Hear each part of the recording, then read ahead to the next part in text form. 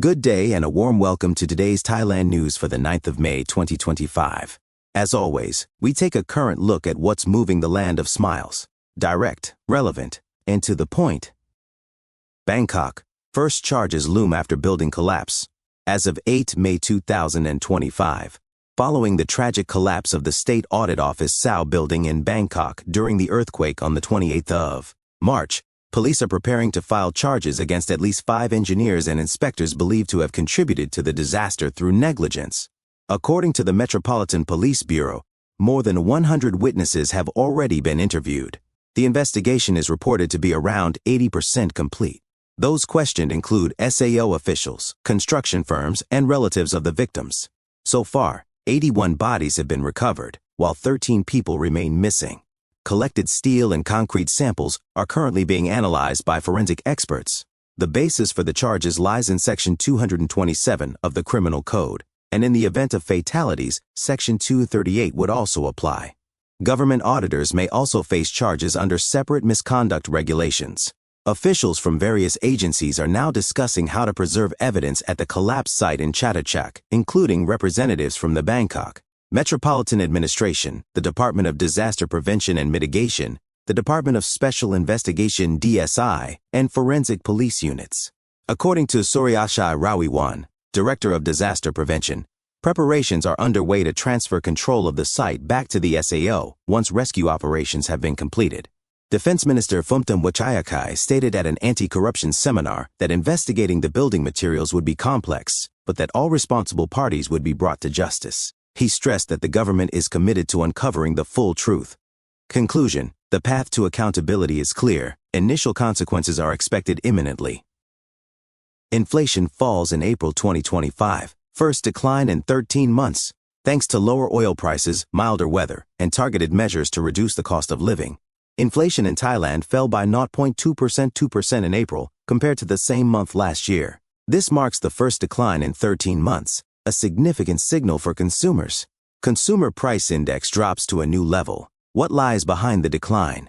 According to TPSO Director General Poonpong Nayanapakorn, the key drivers were falling petrol prices and reduced electricity tariffs, a result of the global downward trend in oil prices. Additionally, government relief measures aimed specifically at the cost of living played a role. Weather and food prices, relief for households.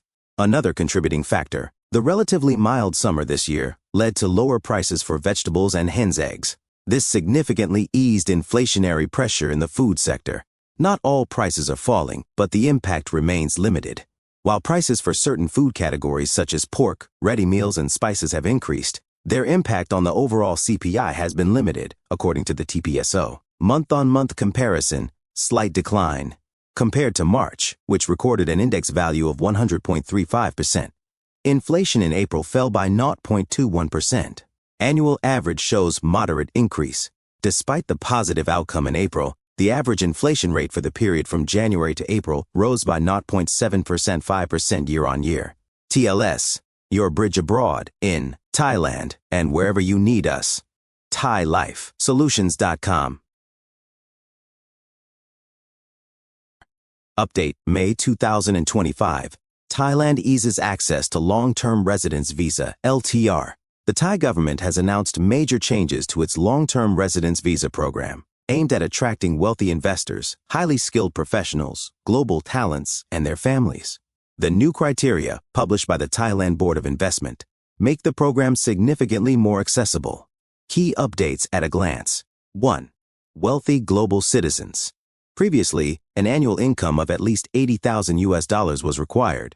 Now, no income requirement, provided the applicant has invested at least $500,000 in Thailand and possesses global assets worth at least $1 million.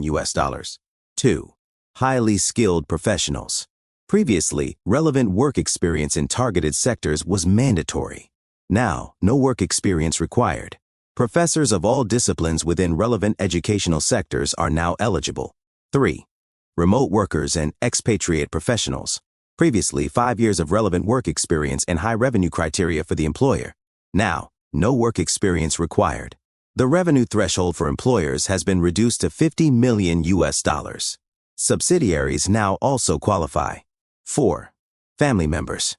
Previously, limited to 4 dependents, namely spouse and children under the age of 20.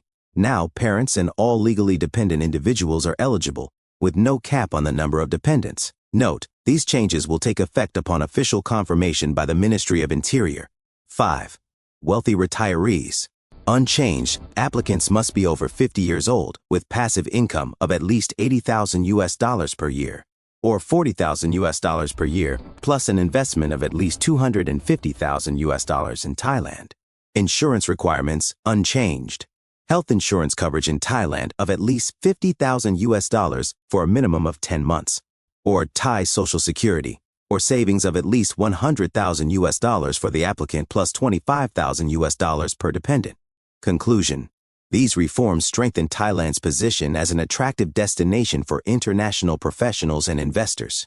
Those with questions about eligibility or application procedures are encouraged to contact an experienced immigration advisor. Stay tuned. Further updates will follow. Side by side. Let's make the move.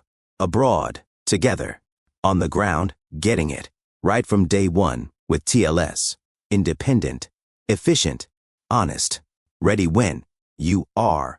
Visit ThaiLifeSolutions.com. Drunk police officer crashes into motorcycle sidecar. Woman injured. A serious traffic accident has shaken Mo Chit. A drunk police officer from Wangku Police Station was driving a pickup truck when he struck a 48-year-old woman who was seated on a motorcycle with sidecar in front of her home. The woman was injured and had to be taken to a field hospital.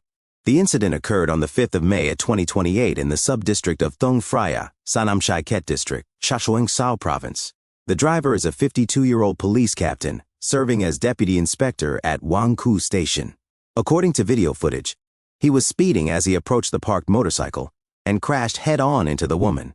The police conducted a breathalyzer test at the scene. The result was clearly over the legal limit. The officer is now under criminal investigation for drink driving and reckless driving causing injury. The provincial police commander of Chachoengsao has ordered a neutral and fair prosecution and tasked the superintendent of Wangku Police Station with ensuring the injured woman receives proper care. Conclusion. When someone in uniform becomes a threat themselves, the consequences of such misconduct are severe. Deputy Prime Minister calls for centralized immigration authority. Reform in the pipeline.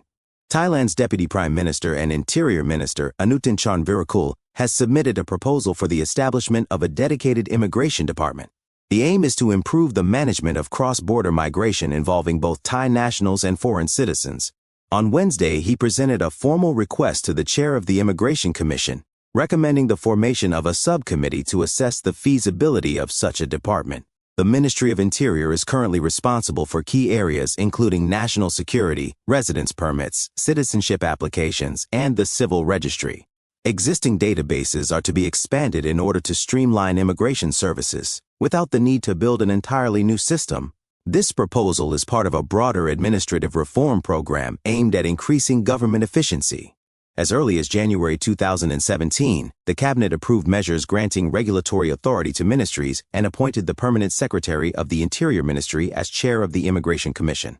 Since then, the Office of the Public Sector Development Commission (OPDC) has been analyzing the potential impacts of a central authority and has held consultations with the Interior Ministry, which outlined its responsibilities, organizational structure, and recommendations for an integrated border management system. The core idea of the proposed model is the creation of a single authority to oversee all cross-border movements of people, enhancing both security and operational efficiency. At present, responsibilities are spread across several bodies, including the Ministry of Interior, Ministry of Foreign Affairs, the Police, the Ministry of Labor, the Tourism Authority, the National Security Council, and the Board of Investment. According to Anutin, these overlapping jurisdictions hinder the implementation of a coherent immigration policy due to a lack of coordination and absence of a lead agency. Conclusion. A centralized immigration authority is expected to bring structure and clarity to the system. Thailand is preparing to take the next step in immigration reform. That's all from Thailand for today. Thank you for joining us. Stay curious, and we look forward to welcoming you back for the next edition of Thailand News. TLS. Your bridge abroad, in Thailand, and wherever you need us. ThaiLifeSolutions.com